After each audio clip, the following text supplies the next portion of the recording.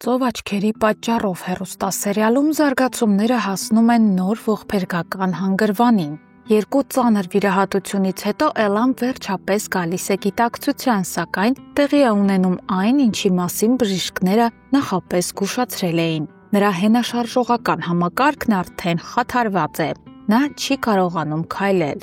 Սարոյանը նստում է լուրջ խոսակցության բժշկուհու հետ։ Վերջինս ասում է, որ միակ հուսալի տարբերակը շտապ վիրահատությունն է արտասահմանում, անհրաժեշտ տեխնիկական պայմաններով։ Հույս կա, որ վիրահատությունը կանցնի հաջող եւ Էլան կվերագտնի քայլելու ունակությունը։ Սարոյանը ոչ մի վայրկյան չի երկմտում, նա անմիջապես կայացնում է որոշում՝ իր թոռնուհուն տեղափոխել արտերկիր, որպեսզի սկսի բուժման փուլը։ Իսկ իրականում այս սցենարային շրջադարձը բխում է ոչ միայն հերոսուհու ճակատագրից, այլև դերասանուհի Ադրինե Աճեմյանի ներկայիս կյանքից։ Նկարահանման փուլում նա բացակայում էր երկրից, մասնակցելով Miss Աշխարհ 2025 մրցույթին։ Ուստի սցենարը ձևափոխվեց, հարմարեցվեց դերասանուհուն, հնարավորություն տալով նրան ժամանակավորապես բացակայել երկրից եւ հետո վերադառնալ։